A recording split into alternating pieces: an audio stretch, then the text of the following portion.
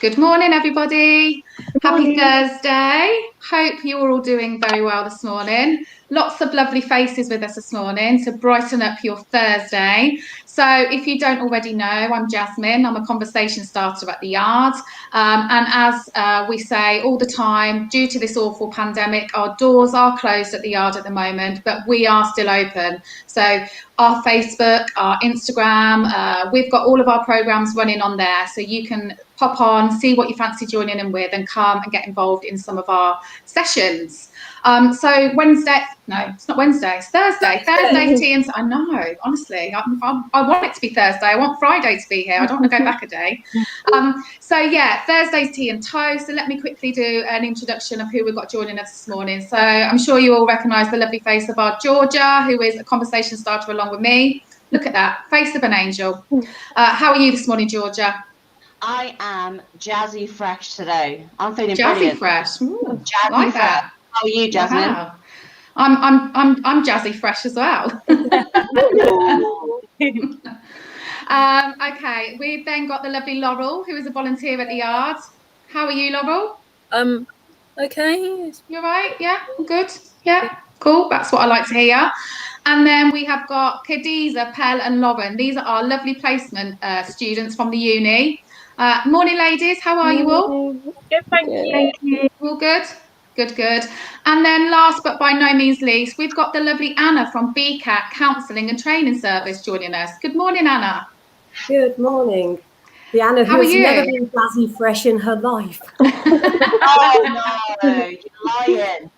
Well, I reckon by the end of this talk, you're going to be feeling really jazzy fresh. Georgia's going to be make sure of it. I know she likes to whoop us all up, don't you, Georgia? Yeah, hype. Yeah, that's it. Okay, then. So before we kick off with anything this morning, let's talk about how we're all feeling. So it was actually Laurel's suggestion yesterday. Yesterday, if you were watching, we were talking about heroes and we all described ourselves as a superhero. Today, we are going to describe ourselves as food, as a piece of food. Now, I think, as it was Laurel's suggestion, Laurel, do you feel ready to kick us off with what food you are? Go on then. Well, the food I am in today is, I'm going to describe it as a squares bar, those like chocolate bars you have for breakfast. I've just had one.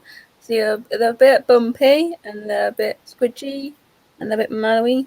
So that's what I think I am a bit today. Because of the weather being a bit gloomy, it's a bit unknown, Yeah. a bit out there. Yeah, that's good. I like that one. Well done. Right then, Lauren, what about you?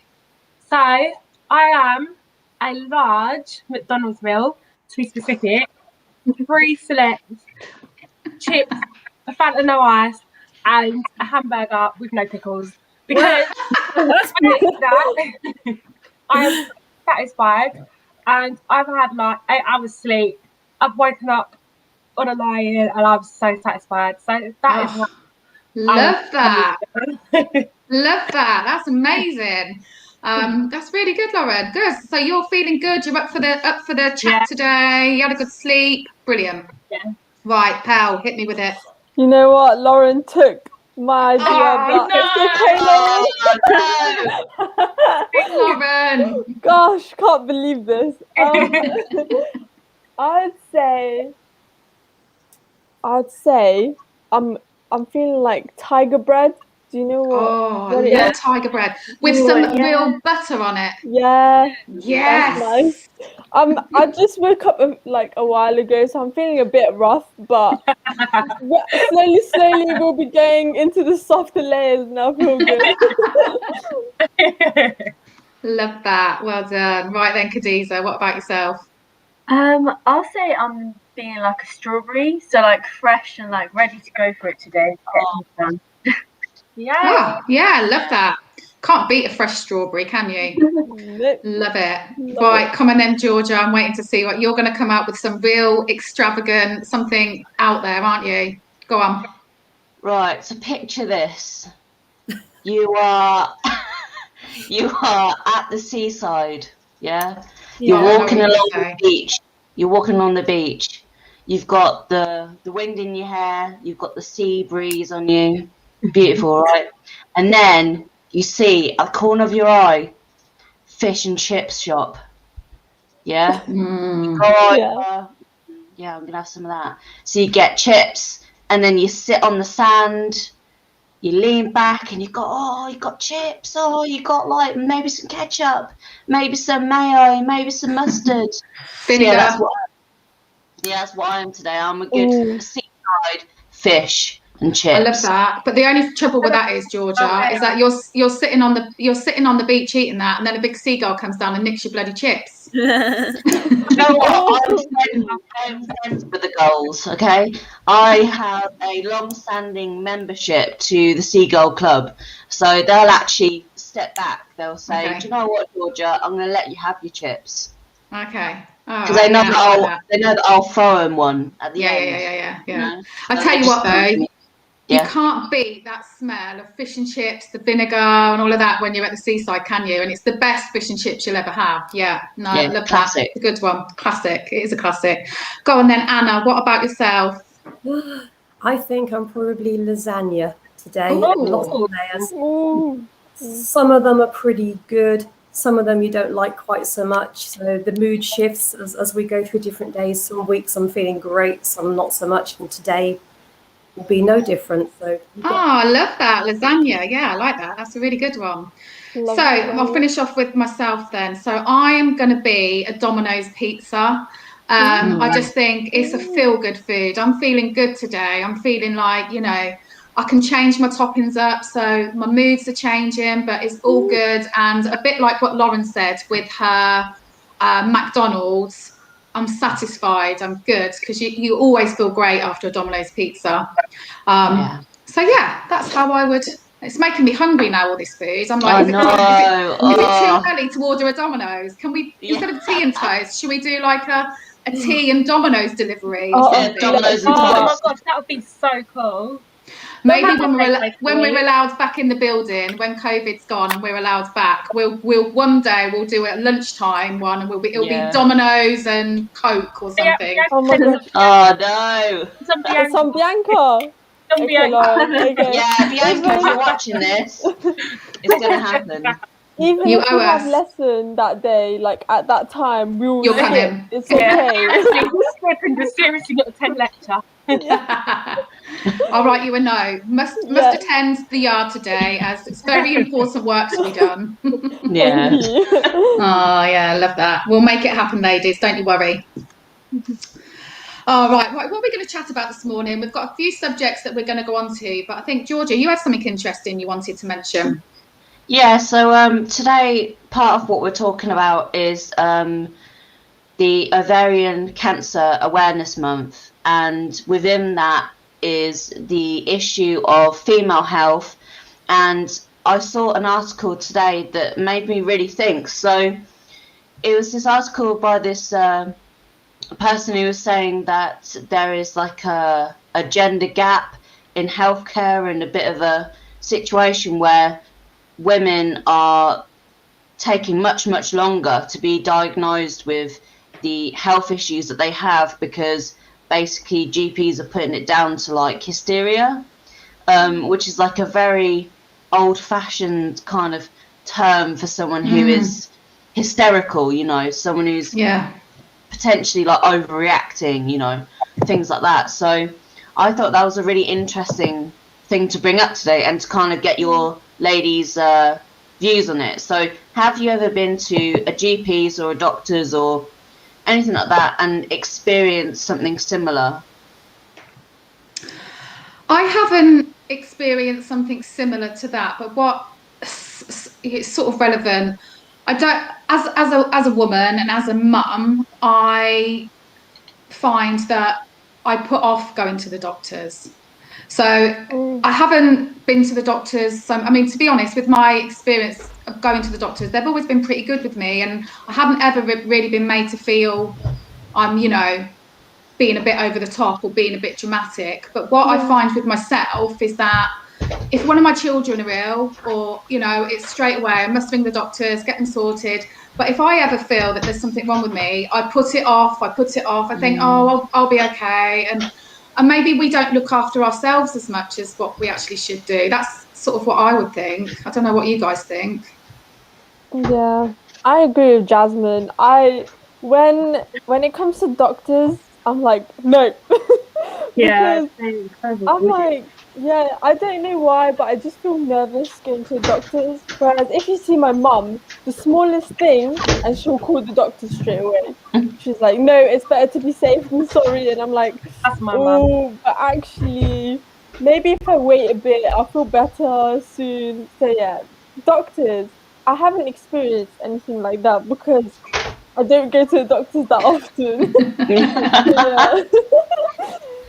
I have to say, from the other side of the page, we actually get clients come into the centre who have been sent because the doctors can't find anything wrong. So they just say, it must be somatic, this must be in your mind.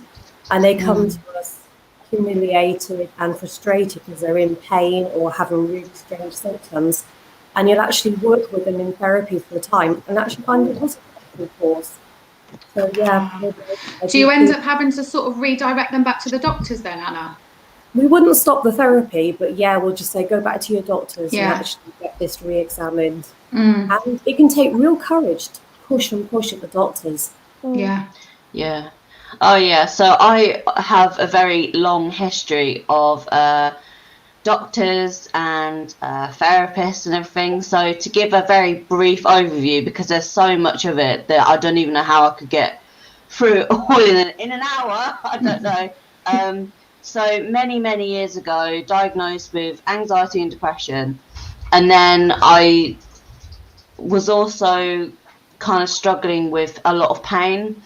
And when I went to my doctors about it, the doctor basically said that what I was experiencing was very bad period pain. So they essentially said, well, it's probably period pain, so whatever. Fast forward a few years, so I was in therapy, and I was expressing to my therapist that I was in so much pain, like I could barely stand up, I could barely walk. This, that, and the other. And my therapist encouraged me. She was like, look, you need to go back to the doctors. You need to tell them this. You need to be as firm as possible. And then fast forward a bit more time, because things take a lot of time. And I've been treated for fibromyalgia, endometriosis, pernicious anemia, and costochondritis, if I'm saying that right. So Wow. I've got inflammation in my chest. I've got this stuff going on in my like uterus and ovaries. I've got stuff going on in my back. I've got stuff going on in my legs. Basically, everywhere in my body is messed up. And the doctor originally just put that down to bad period pains. Yeah. That's So yeah, I mean, all of these things that I'm being treated for, I've only actually had that treatment start in the last couple of years. So I've literally spent like the vast majority of my life in crippling pain, like ridiculous. And it's only after you start being treated for these things that you realise how much pain you were in before, and how that takes a toll on your mental health. Because if your pain scale you're at a 10 constantly, and you don't even know why or how or any of these things, and of course you're going to end up acting out, being depressed, being anxious, being all these things. So that's an overview of my experience with doctors. So that article really resonated with me on a personal level, because I just read it and was like, yeah, that's my experience. I mean, I have heard of friends who have been to the doctor. I've got one friend in particular who was back and forth to the doctors and was misdiagnosed.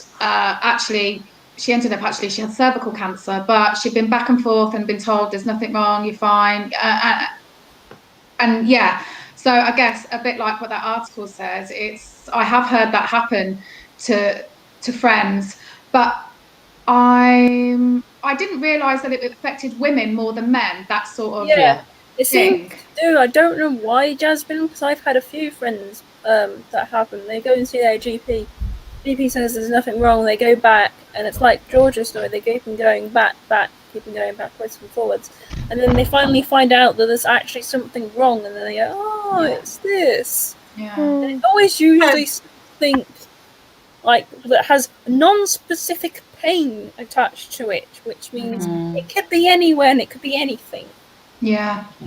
Also, Thinking this about being female as well, the sort of sense that women aren't supposed to make a fuss, that you're not allowed to be really forceful, and that's what we're taught right from an early age about how we should present ourselves in situations. Yeah. What was you going to say, Lauren? I was going to say that it also affects like ethnic minorities as well. Like, they tend to get misdiagnosed on comparison as well. But I know for myself, since moving up to Northampton, I haven't signed up to the gym, GP, but I need to because I've got like a family history, like my nan, my auntie, and my mum. Well, my nan had cervical cancer. So did my great nan, and they're both still alive. And then my auntie has had like with her womb and stuff, and my mum has as well. So I know that I need to get a smear test, but they've raised the age to 25 now. But I know I've been told that I need to go. I need to go and sign up to the GP and tell them to have a family history and to get one earlier. But I haven't done it, and I don't know what if I was back home. My mum would have I don't know. I think maybe because I'm by myself, but I don't know that. Lauren, you have to get registered with a GP, and you have to ask to have a smear test. It's so important, especially with that family history. Yeah, they'll give you one because you have family history of it. My mate has family history of having one. They've had one done. I'm a bit scared. I'm not gonna lie. Well, I think this is a lot of the thing with the smear test. Like, obviously, I'm 42, so I've had numerous smear tests over the years, and even now, at the age of 42, when my letter comes through, I'm like, I've had 2 kids. It's, it's not anywhere near that, but I think for a lot of people, it's more the embarrassment factor. It's the thought of going, laying on that bed, putting your legs in the stirrups, and it isn't the most glamorous of things. And it isn't, you think, oh, I really want to go and have a smear test today. But it's just so important, and it doesn't hurt. It literally doesn't hurt, and it's done within a matter of minutes, a few minutes. It really doesn't. But I just can't stress how important it is to get that done. Once, like Lauren, obviously you've got family history, you need to request to be tested sooner. And obviously the rest, uni ladies, I know none of you are at the age yet, but if you was ever having any symptoms or anything, they thought something's not right, you must go and see a GP. I don't know if you guys are old enough, but the Jade Goody, do you remember Jade Goody? And that was something which I can't remember how many years ago now it was, and she had cervical cancer, didn't she? And she ended up dying and leaving 2 small young boys. And at that point, the smear test screening numbers shot up. It sort of opened people's eyes to it so much, and all the numbers went up. But I read the other day that since then they're really declining again. So yeah, I mean, it is such an important thing. But something I read the other day, and I don't know if you guys heard that, the government are talking about introducing home smear tests. Has anyone heard of this? Yeah, I think I've read that, and people were saying that they wouldn't know if they were doing it correctly, so it's a bit difficult, isn't it? I wouldn't do it. I would just go up. Well, this is it, and that's what I wondered what your guys' opinions were. Stick it up too far, you could get it stuck. Like, you could stick it up too far, you could get it stuck. Things could end up there. You could end up with more problems than it would be solving. Yeah. I just personally think it's ridiculous. This needs to be done by a professional. That know what they're doing. Yeah. And I think it could end up leading to a lot of people being misdiagnosed, as in missing things, because we aren't doing those tests correctly at home. And I don't know, Anna, what do you think about that? I wouldn't feel particularly comfortable. Too much risk of it being contaminated in so many ways, or like Yeah. it says, things getting stuck maybe. Yeah. It's not going to be very hygienic either. I Yeah, feel I mean, embarrassed and everything as well, but I'd still go because I know it's really important. So yeah, Mm. yeah. for me to advise. Definitely. I don't think moving to home kit smear test is the way forward. And I really hope that doesn't become a thing, because I just think it's ridiculous. It needs to be done by a professional. We need to know that it's been done properly, because we don't want anyone's results to be wrong and then things are missed. And that's the worry, isn't it? Yeah, I think maybe that's how they should market smear tests, like at the GPs, and say, well, if you don't let them do it, you're gonna have to do it yourself, and then maybe people will go, yikes, okay, I'm gonna go. Yeah, definitely.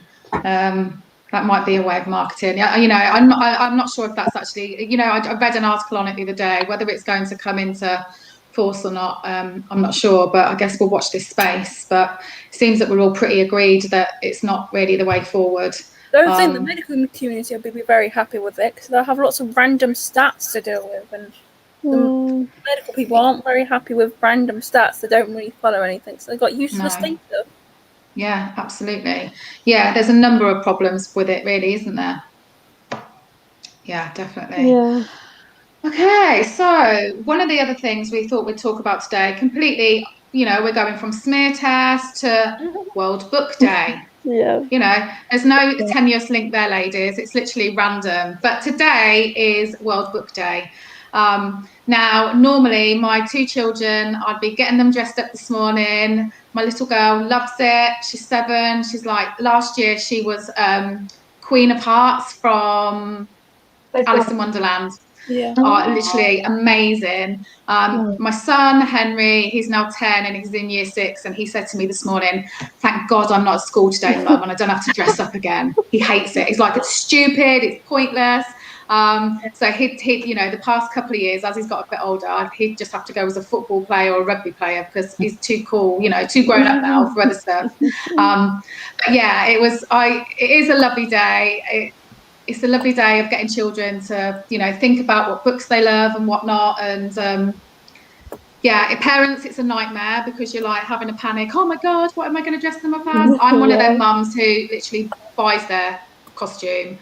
Other mums sit there sewing. No, I'm go down Asda. They do brilliant World Book Day costumes. But who here has a real love of reading? Is anyone like Pal? Yeah. Well, I read journals. Does that count? I read journals on the regular. Does that count? It's reading. Reading is reading. Then yeah. Go on then, Pal. Tell us have you got a favourite book or a favourite author? What sort of stuff do you like to read? I don't know if I have a favorite book, because I read so many books that they just top each other. Or I don't know. I love reading I'm really romance kind of person. But then when it actually comes to romance, I'm like, no. I think Khadija knows I'm a massive Harry Potter fan, so I love Harry Potter books. And I'd say probably, I don't know if you guys have read the Maze Runner books, but I've heard I watched all the movies, they're good. Yeah, I love those. They always say the book's always better than the movies. Yeah, that was good. So yeah, I don't think I have a favorite book, but if I could live in in a library for the rest of my life, I would.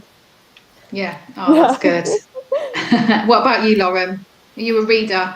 Yeah. Well, when I was younger, I've never owned I never had a TV. I used to read like crazy, and when I hit year 7, 8 as well, to name the book, I'll just read everything. And I used to read books really quickly because I've just been reading. But then once I hit year 8 and I started to get interested in boys, reading kind of went out the window. But then I kind of picked it back up again in 6th form, and recently, especially this year, I'm trying to read a book a month. And it's really good. I really like it because it's just it's a nice relaxing mechanism, and it helps as well in your writing as well. Because it helps, yeah, so it helps you. But I read quite a variety of books. I read Christian books, I read secular books. I like crime, like them sort of books. And also, I'm trying to find at the moment a book on a bit weird, but the Underground Railroad. I really want to read a book on it. And Oh, what? I didn't. You broke up then. I didn't hear you. Say that again. the Underground Railroad. If anyone has ideas on a book, then let me know. Just got a history. Yeah, I want to learn more history as well. So yeah, definitely. Cool. Good. Sounds good. What about you, Khadija? Are you a reader? I used to read, I feel like, a lot when I was younger, but now I don't really read that much, apart from if it's like uni articles or I did promise I would put some time to read during this lockdown, so hopefully. Yeah. Oh, I'll read anything except uni articles. I do poems and that. I like And I'm poems. the opposite. So much. Brilliant. So, Laurel, you said you read journals. What sort of journals do you read? Read the BMJ if it's open, which is the British Medical Journal. I read their heart section if it's open. They have an open heart BMJ one, and I also read the European Society of Cardiology. So I read journals often, and this is a book I've read in the past. The That Matter sounds of the like Heart. sounds like stuff I look for when I'm on Nile in uni. Because I'm So much to read. Yeah. Mm-mm. See, that's hard going reading. You know, it's quite hard. What's hardcore reading. Yeah. It's not like an easy like novel, but you enjoy it though. Yeah, it's easy for me. Like Yeah. journals out of what I read are hard to read. I know that. I've tried at university. They are hard. But anything in what you know is quite easy after a while. Unless they've printed something new and then you have to do a bit of background reading before you read the journal. Yeah. But yeah. Oh, good for you. Well done, you. What about you, Anna? Are you a reader? Very much. But my moan is I love to read anything I can get my hands on. I rely on friends doing recommendations and stuff in books. But I have 3 boys and not one of them reads. And I don't know what creates a reader. I don't know if it's just they've had so much access to tech. But I'm listening to you, and a lot of you have grown up in a tech age and are still really good readers. So. Yeah. But then my son's the same, Anna, and he's not a reader. It's literally, I make him do 10 pages of his book every morning, and it is literally like pulling, what's that word? Pulling teeth. Pulling teeth. Yeah. I'm just like, I don't understand it because I love reading, and that's my, like Lauren said, it's my relaxation. It's my time where I just chill out. I can't understand anyone who can't want to sit down and get taken away in a book, in a story. But then my daughter, she loves reading as well, so she's like all into it. I just think boys don't seem to be as big a readers as you know. When they're younger, when they're growing up, from my experience, because every mum I speak to with a boy doesn't want to read. Yeah, so I'm not a reader at all in any sense. I don't particularly enjoy it. But that one there, my partner Stephen, he is absolutely the biggest reader I've ever met in my life. Like, he is so hyped for books. He loves, and this is like very niche, I think, but he loves American history. He loves reading about the Civil War. He loves reading about like slavery, like presidents, all the rest of it. Yeah, no, it is good. It is good, but he just loves it. Like, has he always been like that? Has he always been a reader from a young age, or is it something he's got into as he's got older? Babe, have you always been a reader? No. He said no. Well, I haven't been a reader either, Jasmin. I've only started reading. Well, it was fairly recent because I'm technically dyslexic by diagnosis. So I can't really read that easily either. The only things I can actually read are journal articles. That's the only thing I can properly read, and medical books. That's the only thing. Anything else, I can't read at all. You give me a random fiction book, and I can't read at all. Yeah, see, I've always loved reading, and I remember when I was younger, I've got two sisters, and my mum, like in the holidays, would take us to the library in town, and I used to be buzzing to go and choose my new books and get them on my library cards, and I absolutely loved it, and I do find it strange when children aren't in, not, it's obviously each to their own, but I would love my son to be into reading, but then I think you're right in what you say, Anna. Like if there's going to be a book there or there's Fortnite, he's going to go and wants to play on the games. I do think when I was his age, I didn't have a Nintendo Switch. I didn't have all the electronics. I certainly didn't have a phone. So reading was my thing. So I do think that probably technology, and I'm not saying all children, but technology probably has a slight effect on children wanting to read maybe these days. I don't know. What do you guys think? There's quite a bit of reading. I agree with that. Yeah. My brother's don't read. Jaden's 14. I mean, he likes. I don't know if you guys heard Malibu Blackburn, her books, Noughts and Crosses. Yeah. He loves that. It's really good. Do you know that book? No. It's really good. It's like basically about, like slavery, how there was like black and white people. It's like the opposite class. So it's like okay. And then white, but then two people in love, like from the opposite. Really good. But like he'll read that, but to get to sit there for 15 minutes, he'll flying. I think it's their attention. His attention span is not good. So, I think your internet's going a little bit, Lauren. I don't know if it's just me or if it's for everyone. No, you keep breaking up for me as well. So I'm struggling to hear you. Really? Yeah. Yes, I'm only getting bits and pieces of what you're saying, but it sounds good. You might want to sit closer to the computer so you actually get full speakerage. That makes any sense. Close, but okay. Has anyone else got like a fuzzy noise in their ears as well? Yeah. I don't know where that's coming from. The gremlins are back. Sure, it's not my fan. No, it's not Lauren. Oh. I said, is it my fan? I said. Oh, turn your fan off a minute. Yeah. I can't. It's on my. Oh. I'm just saying. Why did you mute me for? Why did you just I'm mute me? seeing where it's coming from. Oh. I thought you meant, Laurel, that you've got a fan going round next to you because you're so hot in your bedroom. No, my computer fan sounds quite loud to me, so I don't know. Oh, I don't know. I don't know. The gremlins are back. Gremlins. Bianca says it's the IT gremlins. Yeah.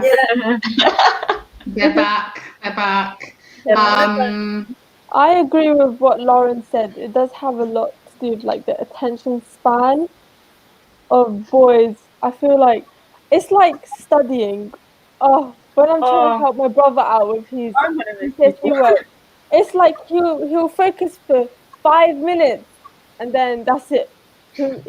Like if there's a bottle on the table, an empty bottle, he would like start playing with it. Or anything. So I think like their attention is just something. Technology, like Jasmin said as well, that does have a big impact as well. I read that apparently in only a quarter of children read daily in 2020, so 26% of the population compared to 20. Really? 43%. Yeah. So I don't know what it's for 2021, but in 2020, it was that's not a lot, is it?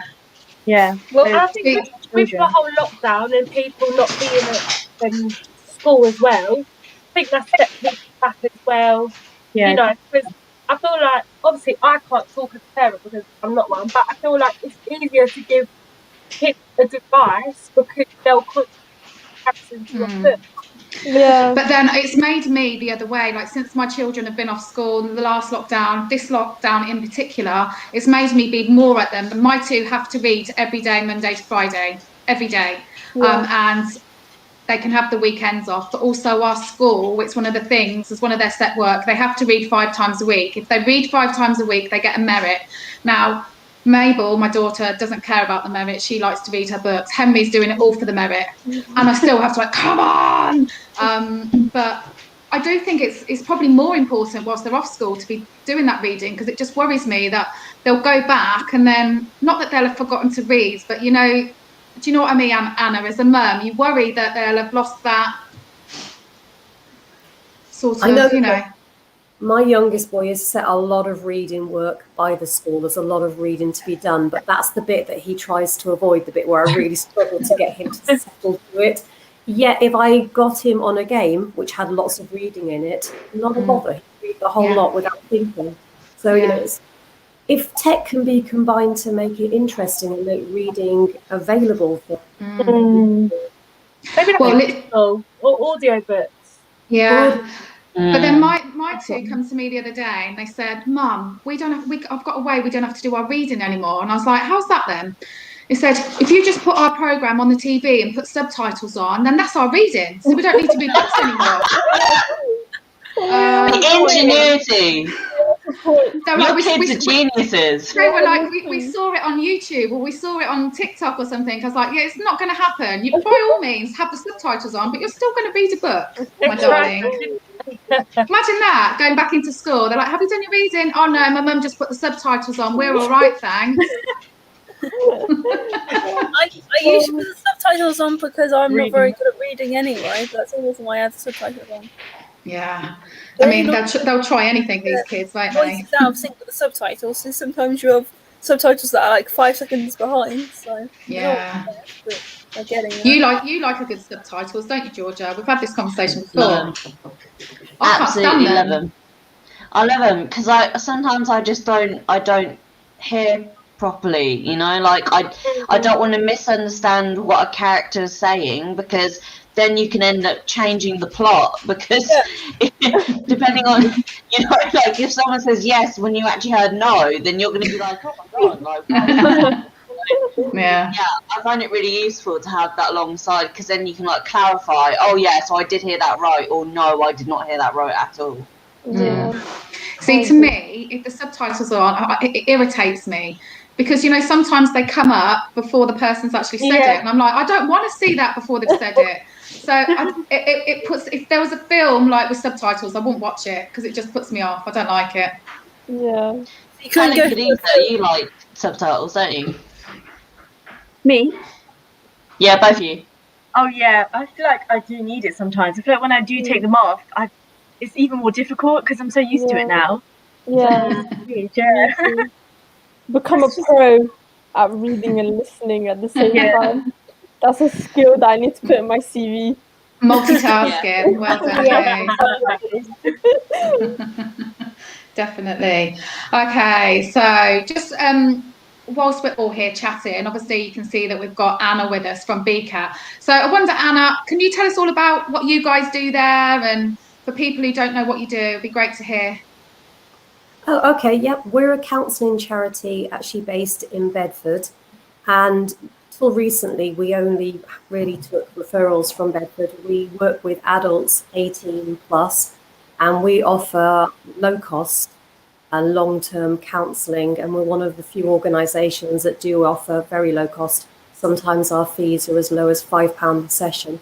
So our ethos is that, very much. Really, that's really low. Yeah, that's really low. It's, I think, looking at other organisations, it's actually one of the lowest out there in this sort of area. We just want to make it accessible to everybody, and so we take self-referrals. Before it used to be face-to-face work. Now, because of COVID, we have moved to online work, and we're intending to keep on offering online work even when the centre reopens fully. And so that means we'll be able to take referrals from Northampton, Cambridge, further afield, only online, unless people want to make the trek over to Bedford. But hopefully it means that there'll be an accessible service to people further afield. Oh yeah, that sounds brilliant.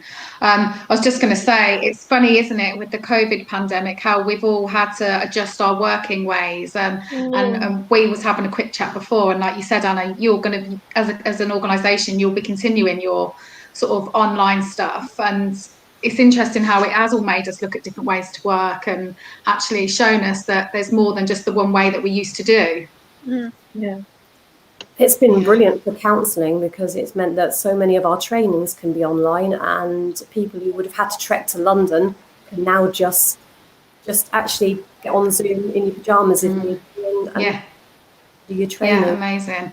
And the fact that you're so low cost is amazing, because I think sometimes one of the barriers that people have from perhaps accessing counselling and stuff is the cost, because, you know, not everyone can afford it. So the fact that you're an organisation that have such a lower level of cost is amazing. It's Yeah.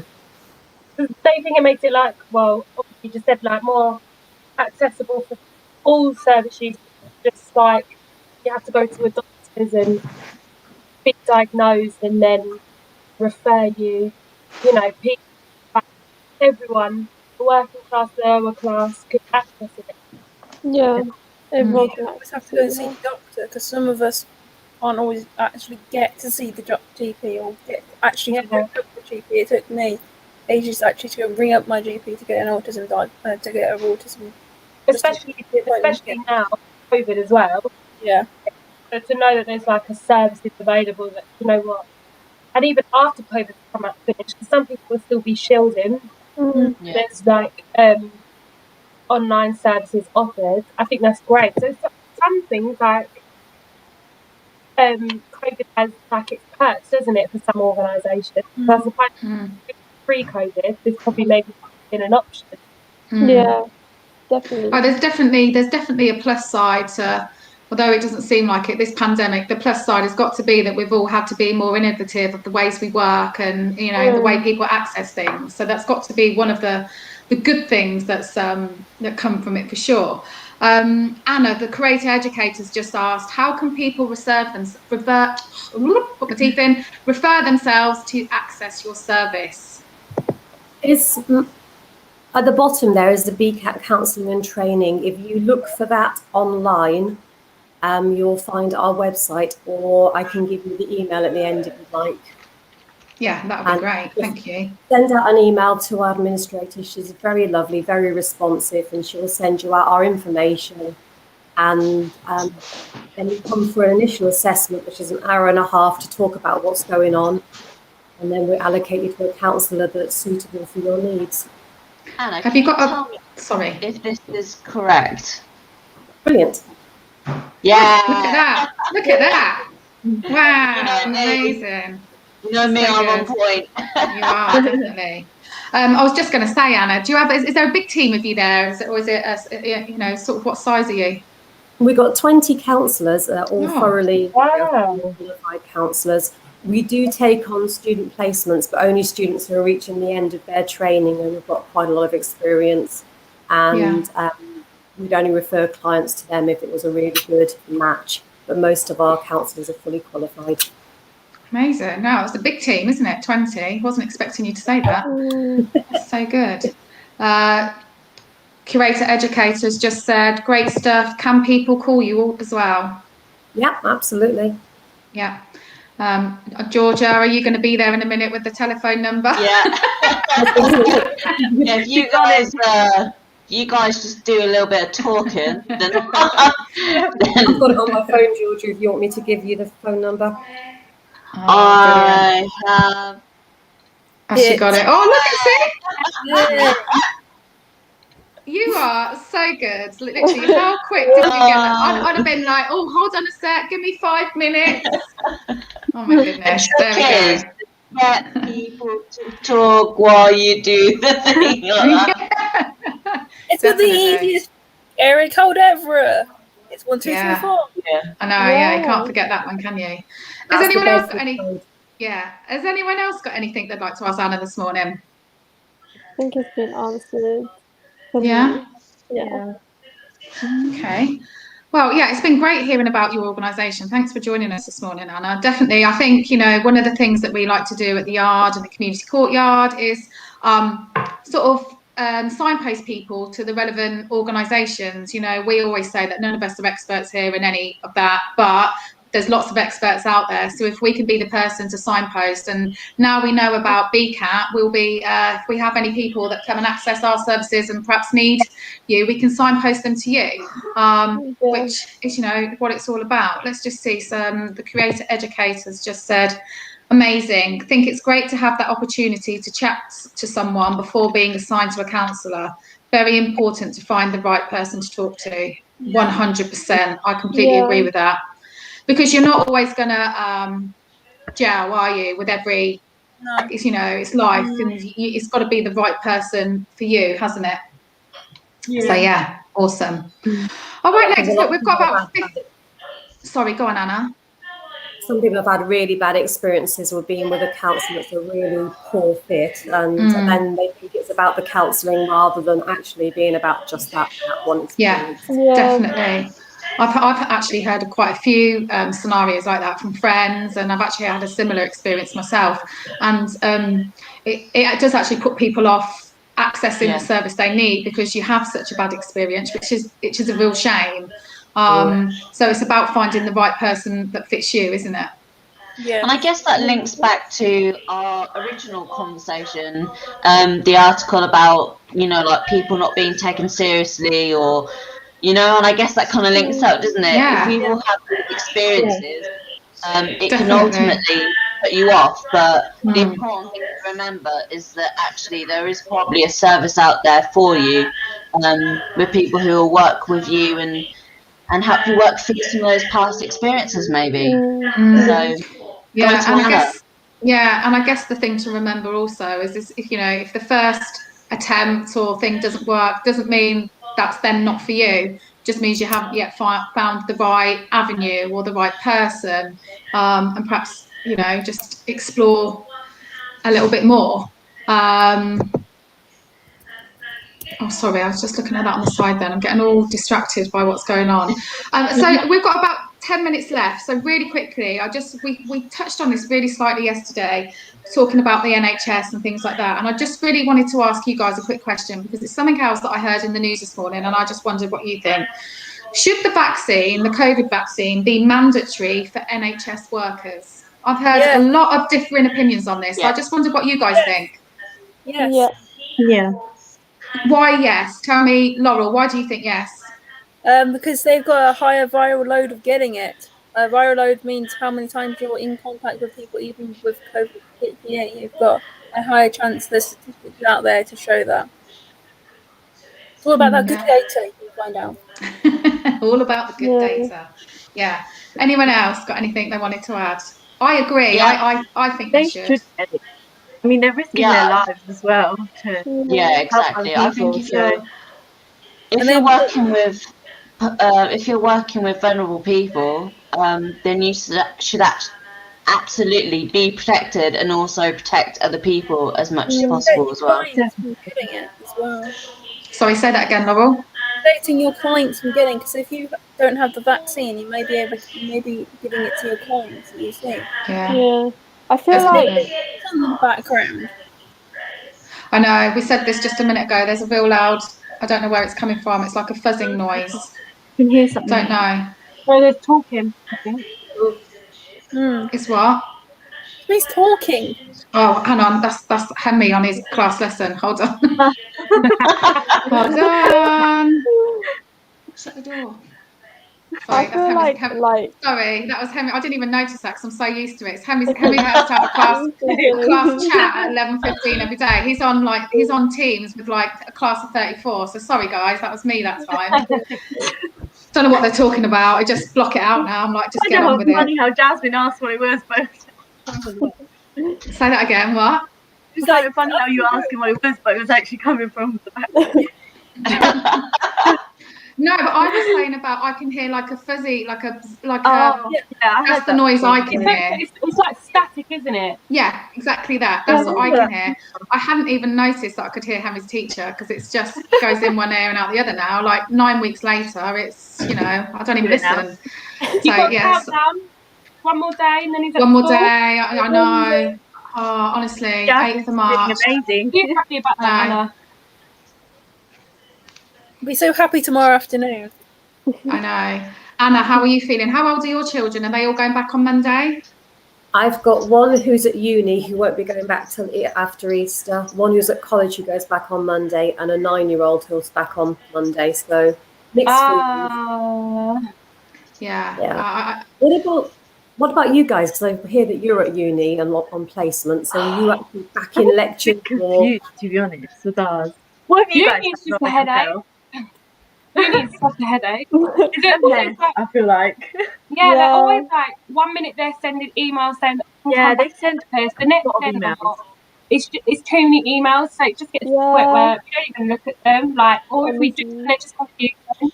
I wonder think if it's like just our uni, but our uni sends so many emails that I feel like I can't keep up.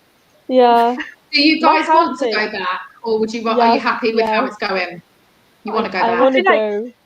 Pearl would agree as well. I feel like face to face for us in our course. I feel like also with Lauren, I don't know. I feel like we think we benefit so much more with face to face. Yeah. But obviously, Yeah. there Our are course is a face-to-face course. It is, Yeah. yeah. It's There's not people like that can't feel worried. psychology. Sorry. No, go on, Khadija.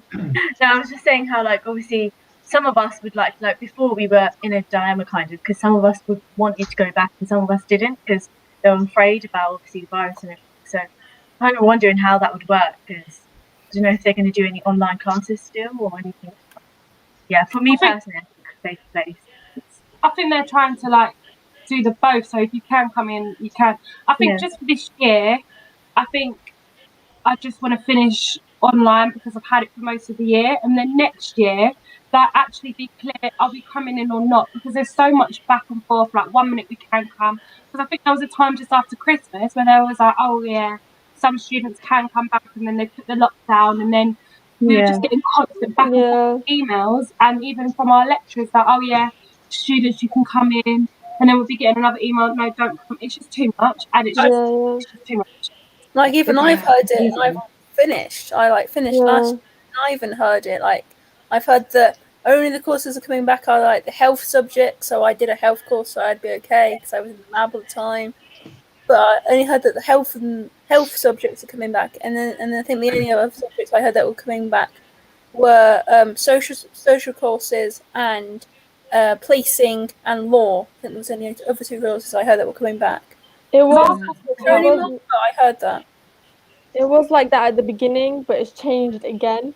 That's the problem. Like when we finished Christmas and we were getting ready to go back, there was a list where it was the majority was health students and like social care, but obviously the uni was like, oh wait until the 22nd of February for updates and like students will come back then, but then the list changed again.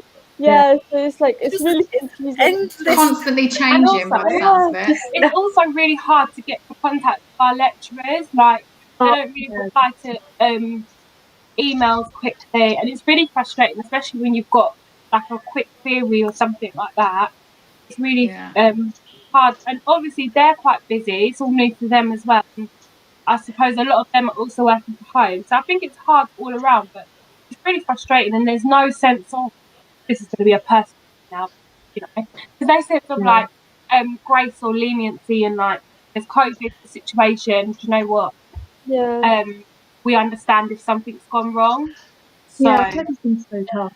But my friend is an acting student, so she's in a different building compared to ours. But her lecturers tell her everything, like the day that they should come back, the latest updates, everything. She's so on track.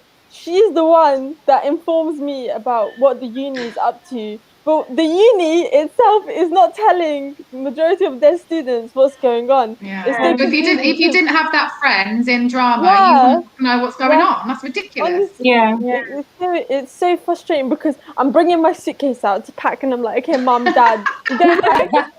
Be ready. I'll probably be gone for a month, and then I'm like, oh, actually, I'm going back next month. So it's like, hang my clothes back up. It's really frustrating because we know that this is difficult for the uni and everything, but at the same time, why is my friend getting all the information but we're not? So it's like it's so confusing. It actually causes it's stressful because like you've got uni assignments and everything to deal with too. Yeah. I feel like a lot of students do feel quite alone as well. Yeah. Like they have a lot of stuff alone. Like that support I feel like is missing kind of. Yeah, I mean, I didn't go to uni, but I'd imagine just the course itself, the work you've got to do is stressful enough. Without throwing this whole in, am I doing it online? Am I going there? It must be so unsettling for you all. I do feel for you all. I think it's not a great situation for you, is it? I'm kind of nervous because obviously I work in retail as well, but and they're opening back up on the 12th, and it's kind of like, okay, so now I'm going to be working in the mix of it all, but I still don't really know what's going on with uni, because we literally just find out a couple of days before, or email, or I'm finding out like something through something cold. Because Deidre said like it's quite a lot, and there's like a lot of uncertainty as well. So adding in like now work, I don't feel like the transition that Forest has got, the roadmap, is a smooth transition for a lot of people. It's because it's just I such agree. a comfort. You know, like when you're coming down an aeroplane and they're landing, and it's like, Yeah. yeah. You know, I think the whole education system throughout this pandemic in different ways has been massively affected. You know, I've got 2 kids in primary. My son had to choose a secondary school without being able to look round one. Every age group from primary up to uni, they've all had a real knock-on effect in different ways, haven't they? And it's going to take quite a bit of time, I think, more than people realise, to sort of rectify this past year that we've been through. The loss of learning in so many kids, you know, you guys actually feeling settled and feel like you're doing the course you're supposed to be doing. There's just so many different elements to the education system that this has really had a massive effect on. You want to speak, Laurel? So much has been missed that can't be recaptured. Literally. Yeah, like I had the complete I had the other end. I was going to final year studies, and I had like I went to see my lecturer one week. Oh, she's frozen. Frozen for everyone. Gremlins are back. Gremlins. No, I just she's back. Start again. Yeah, so like I was the complete opposite. I was like going final year student, like going to see my lecturer one week, saying yeah, I'll see you next week, because I just had like one query. I didn't think anything happened. By the end of the week, we were like getting told that like you need to clear everything up at university. You need to get all your stuff home, like the complete opposite. And then next week it was like no teachers knew what to do. There was like teachers like online, like it's just really sad, random stuff online. People trying to lecture online, trying to write dissertation from home, which is hard when the library says, "Oh, we can't deliver it to you," or "We can't get the stuff to you." There isn't support. Like I feel for all of you. I had similar experience for my like dissertation. Like I had like no support. I had support online, which was crappy. My dyslexia support was not much better. She was even crappier online than in person. Sorry, but she was. I hope she's not watching, Laurel. I don't even live. I don't know where she lives, but she doesn't live. I'm only joking. Yes, it's fine. But literally, support at university was not good. Even like student accommodation as well. Yeah. Like trying to get out. I know, like a lot of my friends, the landlords weren't gonna give back the rent for them moving back home. Yeah. It's pretty bad. I remember moving out really early. People started to pay until July, and they. Well, this is the other thing. You guys have been, affected financially as well. There's been no reduction in your course fees, your rents, things like that. Huge impacts on you guys. That doesn't really seem. I mean, I don't know all the ins and outs, but from what I've heard, there doesn't really seem to be any allowances or adjustments for you. Yeah. I'm paying for rent that I'm not even like using. I have a house over there I have a bed made, everything hasn't been touched since early December, and there's like £1,000 going into the house. It's like Open University, but for like $9,000, because Open University. And there's no uni experience. There's no like fun in it. Which is the whole a massive part of it, isn't it? The experience out and everything.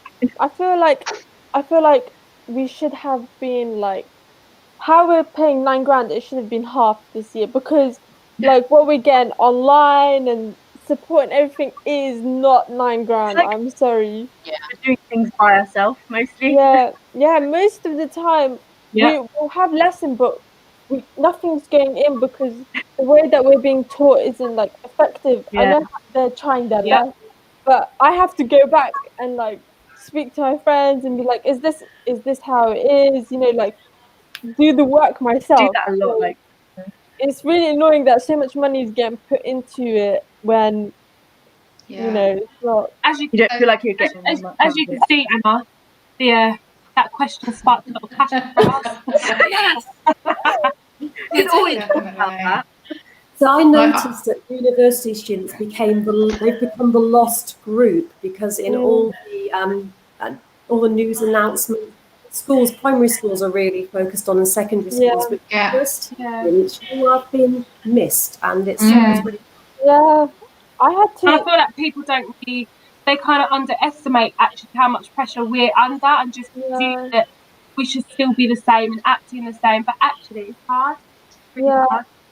I had to Definitely. go on Twitter when lockdown was announced. We had no info about uni. I had to go on Twitter Yeah, to we found see out so late. if uni's open or not, and I didn't know until a week later. And it was like in the news. It was like in a small subheading at the bottom. Unis are closed, and I was like, wow, thanks for that. Okay. Yeah. Like it said, if you could work at home, you could work at home. So literally, I went in for a week, bought a weekly ticket on the Monday, thinking that I'd been on in a week because you wouldn't think anything else. And by the Wednesday, it was like nobody's going to university. Everybody was putting their lessons online. And I think I ended up having one lesson on the bus one week because I was like, well, it was like That the sometimes. time we was having everybody was at home. I was still travelling in because it felt odd for me to stay at home because I was like, this is too much change for me to deal with. I'm just going to go back to what I want for a few more days. Because I said, until the end of the week, you can go into work or university until the end of the week. I did that. The Friday was really, really odd because there was absolutely nobody on the bus. Actually, nobody in Northampton. Like the bus terminal, like 8:30 was like empty, and I'm like, this just seems really odd. It's usually full of people. Yeah, you guys, Anna's right. You have been missed, and I do really, really feel for you all because it's such an important time for you all, and you should be having more help. You should be being made aware, being told what's going on. And I honestly, 100% think you should have had your fees reduced because it's so unfair what you've actually got for your money at the minute. Yeah. Anyway, on that note, ladies, gosh, we've gone over 11:30. We could talk about that subject for a lot longer, couldn't we? Yeah, we got very Yeah. passionate, didn't we? Well, absolutely. So much Because to say. yeah, well, it's something that you're all very passionate about, and absolutely rightly so. So maybe on one of these tea and toast, let's dedicate it to a uni thing, and we'll talk it over. We don't need to have a preparation session for that. We don't need planning session as long. Yeah. In fact, I think you guys can just lead it, and I'll just sit here and listen to you because you just hear us four complaining. Jasmin can be the timekeeper. Me and Georgia won't get a word in Edgeway, and that'll make a change. Anyway, ladies, Anna, thank you so much for joining us this morning. It's been lovely to have you. And ladies, the rest of you, thank you so much. Have a great day, everyone, and we'll see you all soon. Bye.